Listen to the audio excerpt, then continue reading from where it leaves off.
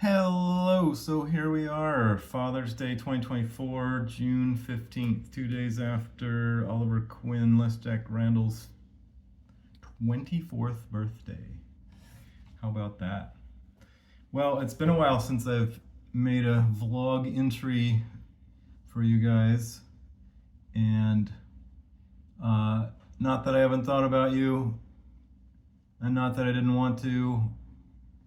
I don't know, there's some feeling like it needs to be perfect in some way or speak to you in some way, and really just wanting to actually speak to you live and in person. But I don't know, life being what it is.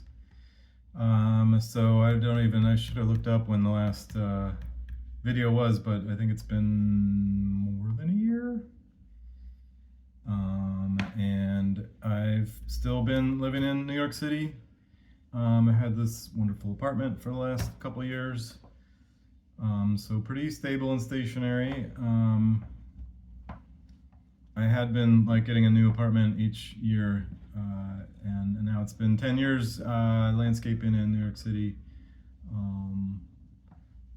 And so this apartment's in the Dumbo area, which is down under Manhattan Bridge overpass, which is the first stop from Manhattan. So it's really convenient location because I do work in Brooklyn and in Manhattan. I try not to go too far north. I think 92nd is the highest street I go in Manhattan, but that's far. I think 66, 69th, 72nd is the next. I have one on each of those streets. So anyway, and so that's landscaping. It's been very busy and grows every year, and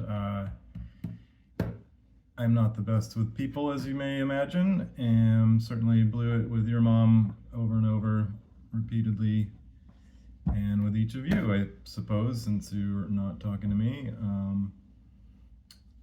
Still have Zoe in my life. This is our 13th year, and 10, we just finished our 9th travel season in the winter, because winters are wintery, and there's no landscaping. We shut everything down.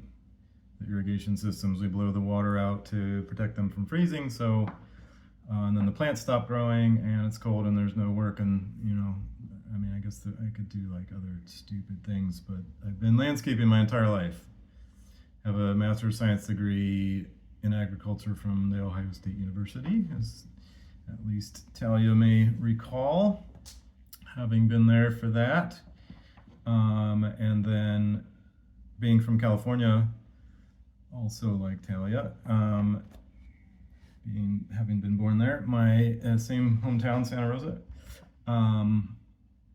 Takeaway from California is that winter is optional, and certainly being in Ohio for 4 winters during undergrad and graduate school, learned that I didn't like winter. And then when I moved to upstate to Ithaca with Zoe in 2013. I don't remember which month, since it's been 11 years now, but was in a winter or two up there, and then during the pandemic, the winter in Boulder was there for part of that, and being with Zoe's parents during their last year of life. Didn't know at the time, but it was really great to have that time with them. So yeah, something that's really stuck with me from something that Talia said was that that my father is my family and not her family or your family, which, I can hear the voice from where that's coming from, and I know you're more intelligent to know that I'm your family, obviously, and my father is your biological family, and so that was just a really odd statement that's stuck with me, because it's completely nonsensical in a real sense, but I get where it's coming from.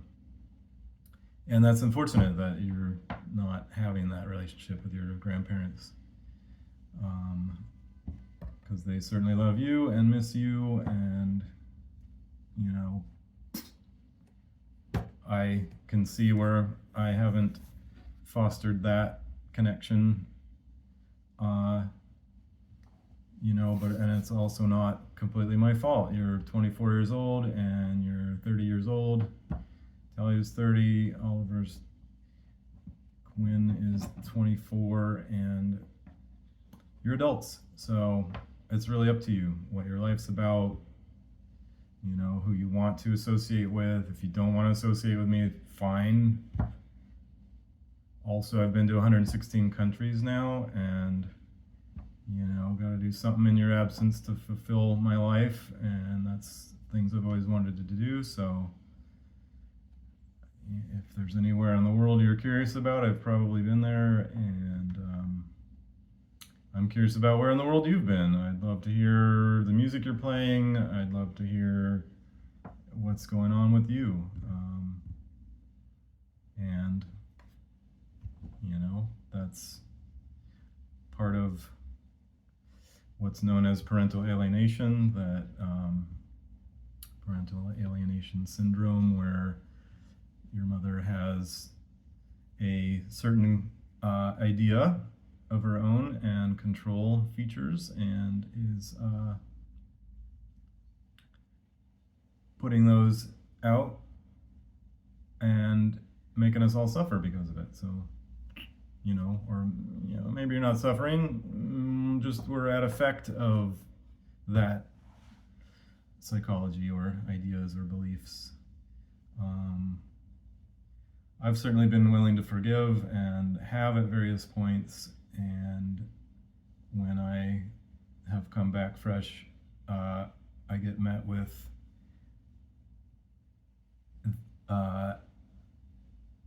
being spoken to, or from someone I don't know, and to someone that I've not been for. We got divorced in 2001 officially, so it's 23 years of realizing we are very different, distinct people who don't align, and that's fine. Got together too early, 20, and we were like 21. Having a child, we're still children ourselves. I don't know if either of you have had children yet, but it's figuring stuff out. So you can fault me for not knowing and making the wrong decisions. I definitely made many, many, many wrong decisions that have affected my life and affected yours too. So I apologize for that. And we're all just humans trying to figure it out as we go along. I'm 52 now, and am I adult? I don't know. I'm still figuring stuff out. So like if you're adults in your 20s and now 30, I try to be responsible for things, and being human is just a series of learning and trial and error, mistakes. Hopefully I'm getting at least better at handling the mistakes and potentially minimizing them, but it doesn't mean that I don't make mistakes. Just try to do the best we can each day, and set ourselves up for a future of some kind, a favorable future that we would love living into. So, what else did I have to say to you today on Father's Day 2024? Let's see. I guess that's most of it. I've had ranges of thoughts over the last couple years of things that I wanted to say or get off my chest or set the record straight or tell the other side of what you haven't been hearing. You get a completely slanted view of who I may or may not have been, or at least one person's experience of me, and maybe that person's mother's experience of me, through whatever lens they choose to filter that perception, and it colors your perception or ideas or even feelings about who you may think I am, or who you thought I should be, or who you might want me to be. And so we do this back and forth at each other. Like, I think you should be somebody, or you should talk to me, or you should, want to be in touch with your grandparents who love you and like are aching to see you for how many years now. It's like, well, okay, and you're just you doing what you're doing, and I'm me doing what I'm doing, and whether we get along or not, who knows? And nobody's forcing each other just because we're biologically linked there's no requirement about anything. So as long as you know that I love you and I think about you, and would really love to hear what you're doing and how you're doing, and if there's anything I can help you with in having a fulfilling, happy, wonderful life, I am here for you and will be here for you and have been here for you. I have the same phone number for 20 something years, so it's not like you don't know where to find me. You choose to block my number, okay. You have my email, you can block that too, okay. I'm still here, I still love you, there's no limit to that. Someday I'll not be here, and that's why I'm making these videos for you, because you'll still want to get a sense of who I was at some point. I wish I had taken more interest in our genealogy and our lineage, because my father, he's 87 now, in Santa Rosa, California, doing quite well, driving, and he has to take a test every year and get his vision checked and stuff, but he's doing great. He's writing articles, and he's in a dozen something Chicken Soup for the Soul books, and I'm looking into getting a Wikipedia page put up for him as an author. So that's fun, but he's done for 60 years or more genealogical research way back on so far on every possible side of each branch of from his parents to their parents to their parents. It goes into Canada, and I put up one video of them, or a couple of them maybe. I'd like to do a lot more of those, because oh my gosh, he can just ramble on about the most amazing details that he's dug up and put into cohesive stories that he can orate. It's unbelievable. I've never met anybody, a genealogist, that can do that so well. And he's your own grandfather, so so he's put things back into. We have, like, there's various states like Kansas, Nebraska, Detroit is sort of where his life started, with his mother, who was really quite insane, and for a number of reasons. And then I think it went from there to north of Montreal, and so that's interesting. And because on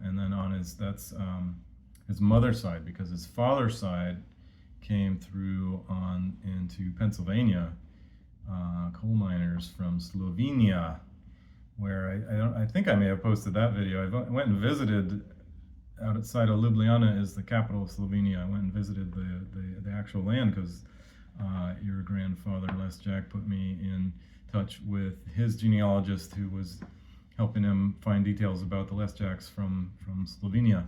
And so I went and visited the land there, where they had lived in the 1892 is when they left there. They went to Germany to do some coal mining and gather some cash together to get to Antwerp, Belgium, to get on the Austrian Prince over to the UK, and left out of, I forget, there was like one port there, and then the other side of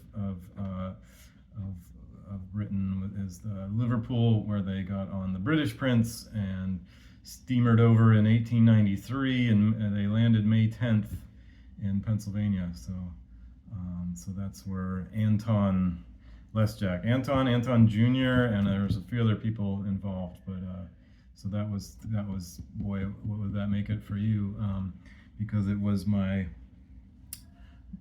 father's father was Joseph Lesjak. So I think Anton Jr. was his father, and then so Anton Sr.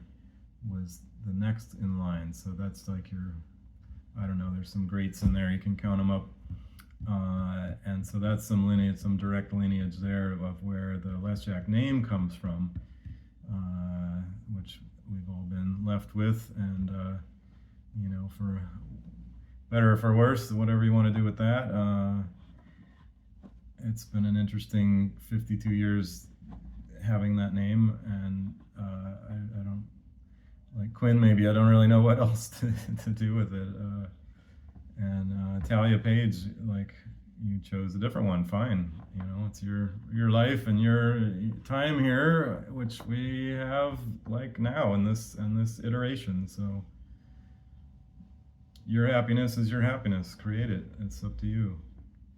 If I can participate, sure, rope me in. I'm all for it. But I'm doing my happy thing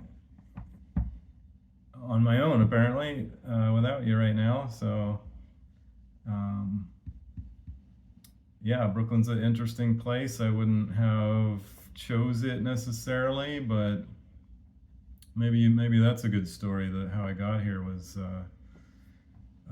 boy, there's a series of stories involved in that, but essentially met Zoe in Los Angeles when I moved there, and then we moved to Ithaca, her hometown, Cornell University, for about 18 months, and started visiting the city more and more. She had a friend that worked with the UN, and so we went and stayed with them and checked out the city here and there, and then they ended up moving his family to Bangkok, Thailand with the UN, and they've been there for quite a while now. And so said, hey, do you want to take over the apartment? Yeah, so it was an easy transition.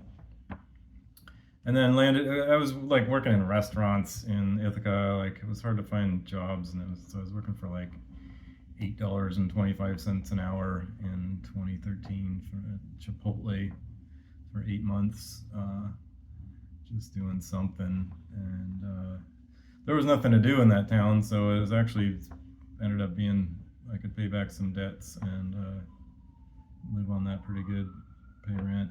I drove a Toyota Corolla out from California '95, and it did pretty good. And Toyotas are amazing, and so yeah, it was cheap, so I didn't. I could have all that and still work for peanuts. And but then got to the city, and I was looking for stuff to do, and Craigslist still worked back then.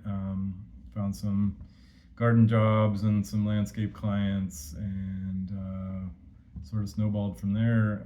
Realized that, wow, they pay a lot here, which in California, I was always competing with Latinos and sort of some like low-wage labor people, but like now I have 30-something years doing this, so a lot of experience and specialized stuff, irrigation and plant knowledge and stuff, and it was highly valued here in New York City. So I do well with that. And then the winter, there's like a whole wrap up thing. So winterizing the irrigation systems, that was like all new. And I don't actually do that. That one I farm out on my own. Occasionally I have people working for me, and this season so far I haven't had anybody yet. So doing it all myself still. Digging holes. There's fixing irrigation leaks in the yards and stuff, but also high rises. Like there's one right underneath the World Trade Center in the literal shadow of it, right across the street on the 18th floor, with huge gardens that I do the irrigation, and it's very complex, and they pay good. And it's there's other landscape companies that hire me to do irrigation because it is that specialized. So that's what I've been doing here, and yeah, just it keeps snowballing every year. Each of the landscape companies grows, and they bring me more work, and then I have some things out there that bring me other clients, and then I get referrals and things because I'm a pretty unique feature. And yeah, hoping to find more people who can help me do the work. Because it ends up being a lot, doing the work and the paperwork and all of it. But it's very rewarding, and then I get to bugger off for the winter time, which I like. Built-in off season, so I give it my all this time of year, and then I get to travel 9 years now to other countries, and then usually with Zoe, and she's into visiting every country in the world, which there's a lot of them I really don't want to visit. There's 193 right now. I'm sure that could change by the time you see this video. The UN recognized countries. There's several they don't actually recognize that are countries that have their own borders and their own currency and their own political systems and everything, but they're for some reason not recognized by the UN, so whatever. But 193 is the standard that people go by as far as number of countries, and so that's my 116, and Zoe's up to 154, something like that, currently. And so yeah, lots of Africa. Don't recommend most of that, but you know, it'd be great to have these conversations. Morocco, amazing. Egypt has some interesting stuff. Kenya, of course. And South Africa, I really enjoyed a lot. We did a whole road trip around there. That was amazing. And so anyway, yeah, I could talk a lot of travels. But what else do we have on this Father's Day? Just sending love, and I respect where you're at. As much as I'd like to barge in, and anytime I talk to people about you guys, and they're like, well, why don't you send them letters, and why don't you call them, and why don't you bother them? Well, they asked me not to, and they blocked my number, so it's pretty clear what their desires are as far as being in contact with their father. Okay, so yeah, I come to various levels of acceptance, and you know, unfortunately, that the irreconcilable differences, the longer I'm away from your mother and don't talk to her, the happier I am. So unfortunately, you guys are collateral damage in that whole fiasco, but I know you'll come around someday. You know, or you won't, whatever, but that's just where stuff's at.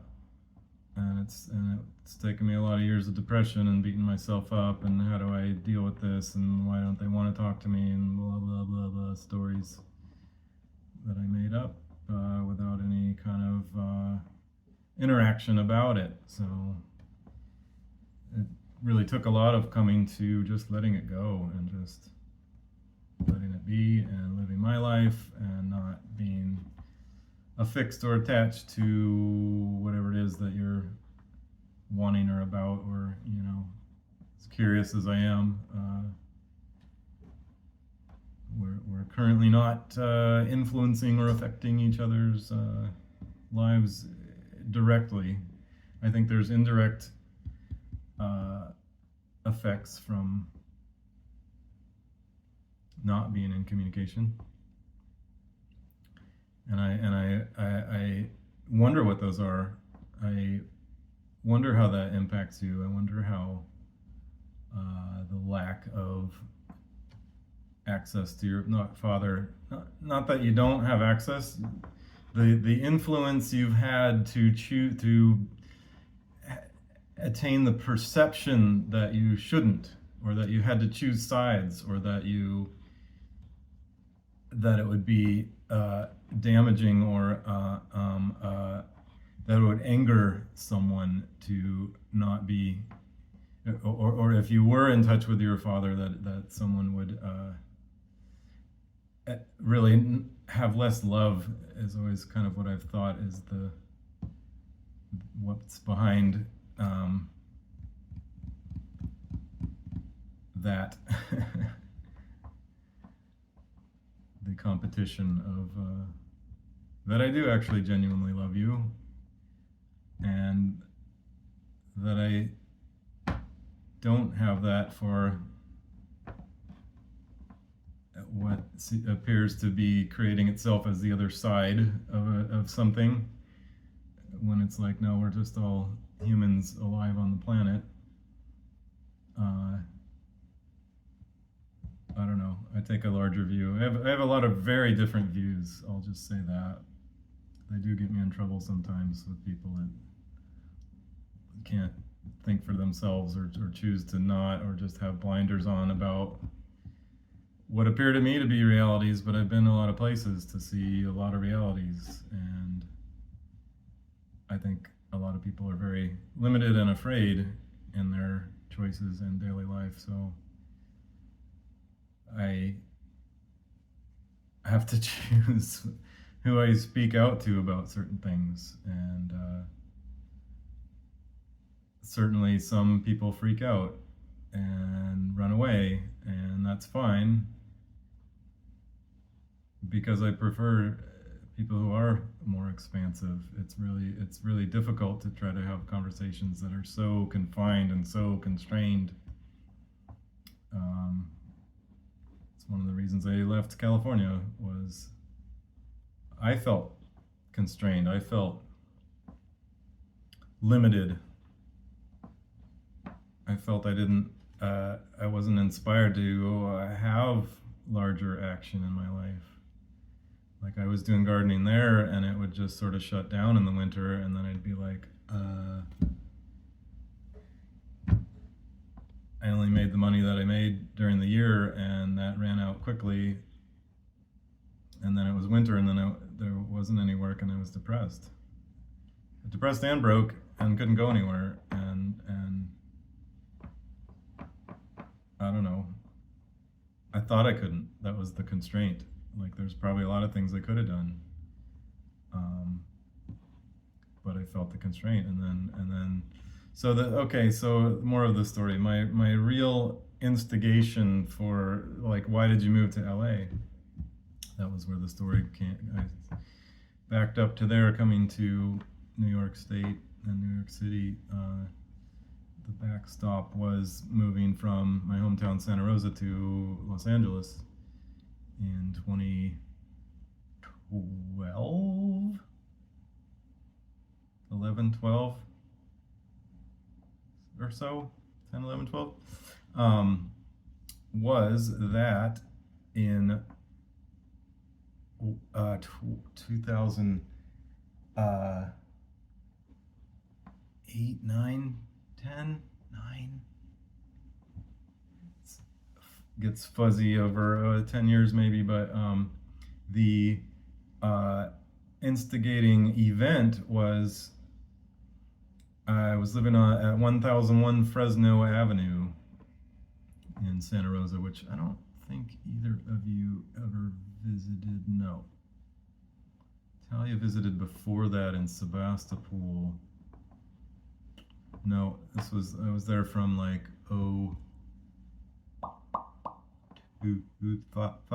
I don't remember. I was there for a number of years, and I had gardens, and there was ostriches living there. They were super awesome and hilarious. Giant chickens, really funny. Enjoyed that a lot.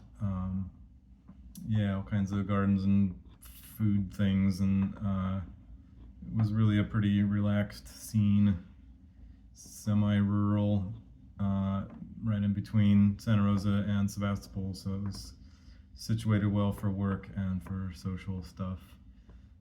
Had access to both either, and so had various roommates. Several of them just nuts, wacko. But one came from Arizona. I was selling cookware. Here's like more Damon history.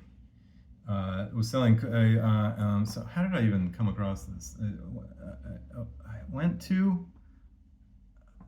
Did I go? How did I interact with this originally? Was I must have got invited to a cooking show, and because cooking's really interesting, and plants. I'm all about plants. Okay, if you haven't realized that foundation of your father, it's plants is my whole thing. People over plants. Never been quite a social person, very introverted, and went to. I switched high schools to go to the plant science program. I was at Montgomery High School, and I went to Santa Rosa High School because it was next to Santa Rosa Junior College, where I was going to go after high school, and so went from Montgomery to Santa Rosa High School because Santa Rosa High School had a plant science department, and so I took some classes there before going to more plant classes at Santa Rosa Junior College. Horticulture, got my Associate of Science degree from Santa Rosa Junior College in like ornamental horticulture and also kind of sustainable agriculture. That's where I had a teacher that really inspired me, Bob Kennard. Very interesting character that had me realize a lot of things about the food system and just like why would you grow plants with chemicals? And so he developed all kinds of ways of utilizing what nature does to grow plants. Anyway, plants. Was hoping to work with plants, but then realized that it's the people that pay for the plants. So I ended up working with people anyway, but also don't have employees because then it's like people and managing people, but I'm in the business for plants. So roommates at 1001 Fresno Avenue, cooking, was selling so I went to the cooking class, and it was a cookware sales presentation, but it was so intriguing about different science of how to cook things, the heating and the materials of the cookware, titanium, surgical steel, and it was really fascinating. So actually ended up going to a couple of them, and they're like, hey, well, why don't you're into this, why don't you like start cooking and doing these shows? And never thought of that. That would be like a sideline. Maybe I could do that during the winter. And so yeah, 7 years into it later, I was had something to do during the winter. Actually, one winter I was selling AT&T door to door, like phone and internet and like TV, something or other. Why was I doing that? Just something to do during the winter. And yeah, it was like sales is door to door sale. Like what? You don't need any education to do that. It was just a bunch of wacky kind of.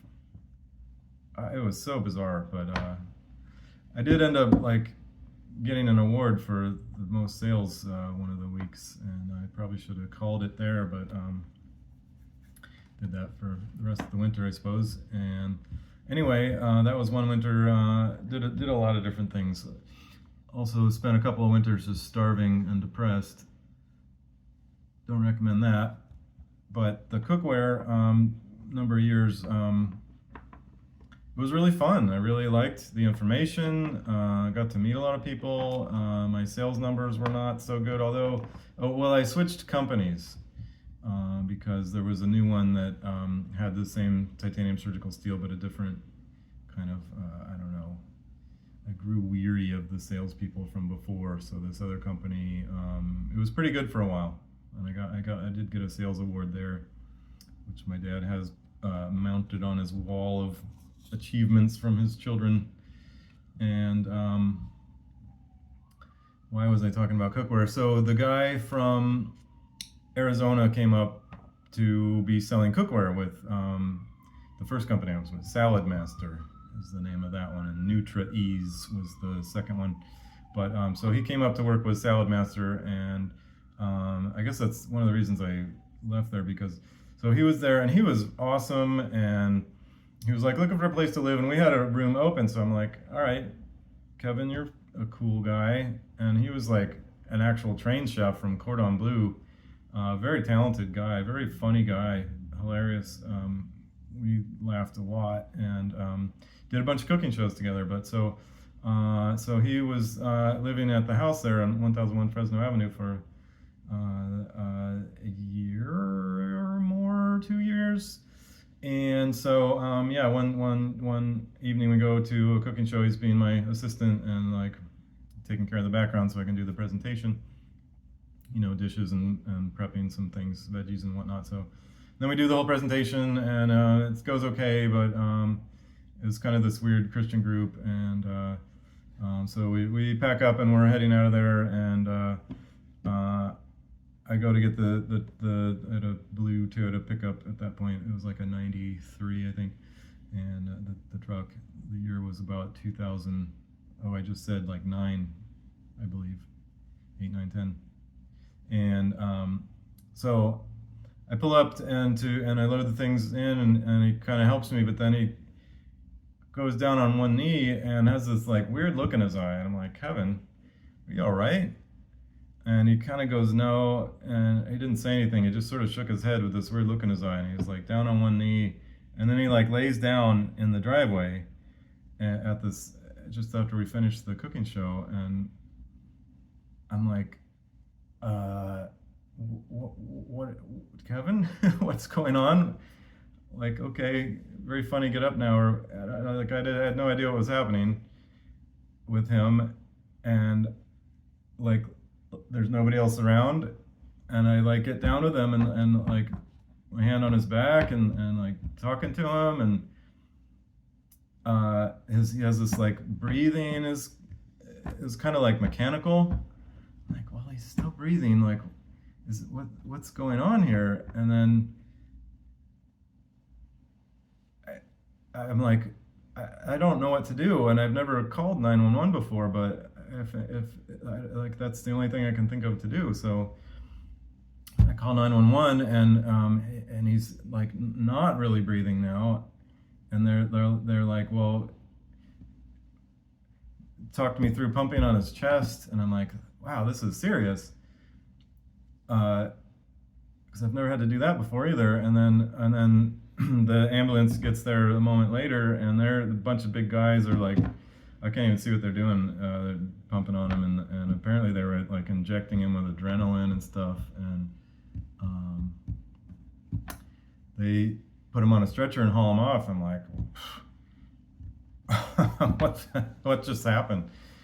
And so I go back to the house because to get his medications and to call his parents to let him know that he's at the hospital, and pick up my roommate. He's there too, and so we go to the hospital, and we're expecting him to come out laughing because he's always just been like jovial and funny, and so the nurse takes us into a smaller room and is like,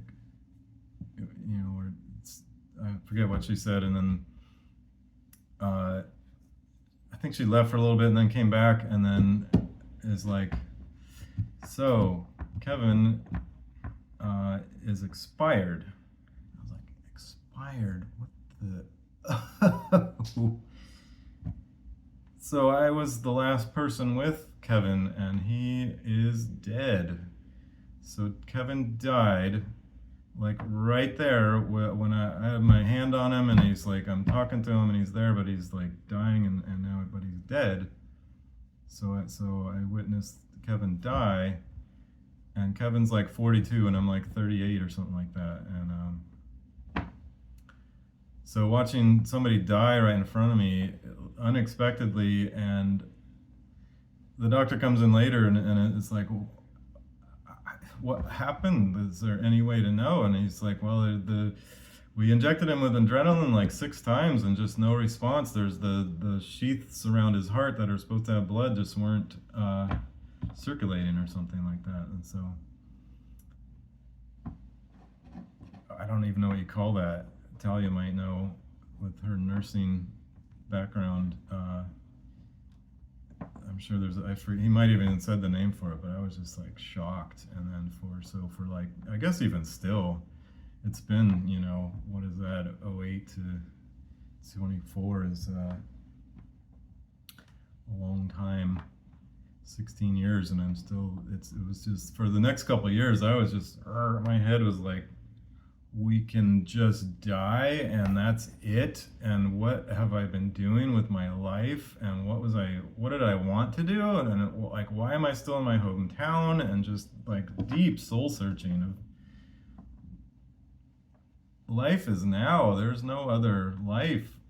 And I'm just it's called Sonoma County, and Sonoma coma is kind of a thing where people just, you can go along and you can just sort of be, and nobody's going to really bother you, and you can just arrive safely to whatever, you know, life you choose. You can excel and you can do great stuff, but you can just sort of float along and nobody's going to fault you for that. It's a little bit of a like lackadaisical paradise in that way. And so, yeah, the answers that came out to soul searching questions were, because I'd been doing a lot of like seminars, like self-empowerment type stuff, like Landmark Worldwide Education, and T. Harv Eker had a bunch of great seminars that I did. Warrior Training Camp, and or it was Enlightened Warrior Training Camp, and I had a Wizard Camp, and it was like dealing with the greater questions and the greater experience, like how do you really be more of what you knew you came on the planet to be, and now you've been like conditioned down through going to public school and your lack and limit of your family to and its society to just float along like I was doing in Sonoma Coma land. And so the answers that came out were, well, I've always, like, I grew up with skateboarding magazines and always wanted to go to Los Angeles. That was like featured highlights of my growing up years, was these amazing skateboarders and these scenes from Los Angeles, and of course all the movies and stuff too. So I'd been there a couple of times. We'd been to like Disneyland or whatever, but Universal Studios, but I hadn't actually like spent real time living there or looking around much. And so I started going down there more often, and ended up like getting. It seemed tough to kind of crack into. I never quite did find a social group that I liked, but I guess I haven't found one in New York either. Being a plant person. So I was working at this in Malibu up on the mountain. It was Eleanor Roosevelt's ranch that I guess Teddy had bought for Eleanor, but they never actually lived there. But it still said Roosevelt over in iron over the when you go and drive through the entrance. And so this lady from Australia bought it. She had, I guess, some kind of mineral rights or like. Her family was very wealthy, and she'd get these like huge checks, and so was just pouring millions of dollars into developing this acreage. It was 7 acres, or it was I think it was like 21 acres, but 7 acres. It was like 7 different chakra gardens, and they had be like whatever the chakra was, the heart garden. All the stones were red, the flower colors were red, the fruit colors were red. So we had it wired for sound, and there'd be like music of that heart chakra. And then there was this entire area out of cob, that's like mud walls, enclosure, and then there was like a fire pit in the middle of it as a like heart fire. So that was one of the 7 chakras. Each one had their own just wild features like that. And so I was in charge. There was a rainwater collection system that fed into these tanks that had a pump for fire control. The place did end up burning down because it's a fire-prone area. So we all knew this was a temporary experiment with a crazy rich lady, and so but learned a lot, and it was really interesting. So that was like the water catchment. I was also in charge of the recycling the like gray water, and because that was filtered out into a thing. There was like this huge like waterfall cascade thing that went down through the garden, and then all the irrigation as well, which is off of the it was off of the municipal source, but she did end up putting in a legal well that she secretly grandfathered in as a she got the well company to say that it had always been there, and they just enlarged it or something. And so she did have her own well water eventually, which still apparently wasn't enough to thwart a raging fire through the hillside there. Oh well, and so that was the job I had, and then I had this place which was also pretty magical, up in it was in let's see, Zoe lived in Topanga Canyon, up in a valley there, and Topanga's a really kind of interesting little hippie enclave. And then I was over in La Cañada area. It's in the valley, and it was up a little canyon, Tuna Canyon, and I forget the street, but the little place was amazing. I was just renting a room. Had a balcony. It was a tiny room, but it was super nice, and grew some plants out there. And then it had a rope swing on a. Did I put a video of that? I put a maybe a rope swing. That would be from way back there. Then you'd know when I was in LA. I'm sure that's one of the videos I put up a long time ago, because I remember the rope swing and talking to you guys. And there's like a little stream. A spring-fed stream that trickled by. It's really peaceful at night to have a window open and listen to that. Anyway, that was pretty idyllic, but some other weird stuff happened, and then Zoe had been like road tripping and then sort of circulated back through, and then she was like, hey, you want to come on my road trip? So it's kind of road tripping, and that was the Ithaca there. So yeah, I've been to we road tripped back and forth dozens of times, and so I've been to 49 states, and I'm also collecting Capitol buildings. I've been to 35 Capitol buildings, because each state has its own capital city, and each capital city has its own Capitol building. And I haven't been to Alaska yet, even though your grandparents lived in Alaska for a year and a bit. Grandma Penny and Grandpa Bob. He inherited his uncle's homestead on Mackey Lake in the Kenai Peninsula, near Seward, and so their idea was to move up there, and like he hadn't finished the place before he passed, so they were going to finish it and either live there or sell it. They were talking about retiring. They cleaned swimming pools and had a big swimming pool route and sold that to move up there, and they were going to try to make a go of it. And so they sold their house too, and they bought a second place there, and they were going to like live in one and fix up the other. And so the one they bought, they fixed up, and they were going to live there and like fix up the uncle's place. And then but they moved there in one winter, and then it was like fine during the year, but the people are weird, and it was like fishing and hunting season, so they'd have some workers and they'd get some stuff done, but then it'd be Friday and they'd get paid, and then they wouldn't see the guys for a while. And so getting stuff done was hard, so I guess Bob did a lot of that on his own. And then there was like some other weird trouble that they ran into, so they ended up not finishing the second place. The first place was beautiful. Pictures, I think I have some pictures of it, of like the sales page from it. And then so then they moved back that following winter, because they're like drinking coffee, and it's like 10:30, 11 in the morning, and they're still in their robes and slippers, because the sun in the winter, the sun like crests the horizon, and then it kind of goes back down, and it just sort of doesn't really get that light, and it's mostly dark, and kind of an awful northern thing. I don't know how people deal with that, but they didn't for the first winter or the second winter. They moved back in the second winter, and because they'd been looking in like Washington, Oregon, and they're like anywhere but California, anywhere but Santa Rosa. So they end up in downtown Santa Rosa for a few years, and then I don't know. They're still in Santa Rosa. They started up another pool business, and but now they're in construction. Pool construction. They're doing pretty good with that. So, your grandmother just turned 77.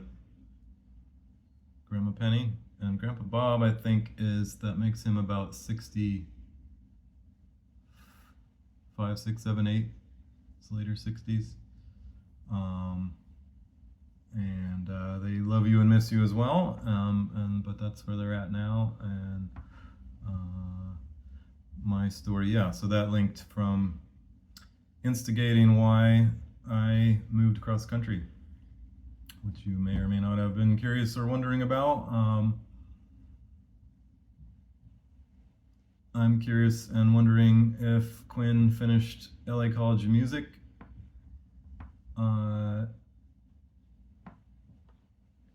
And how Talia wrapped up nursing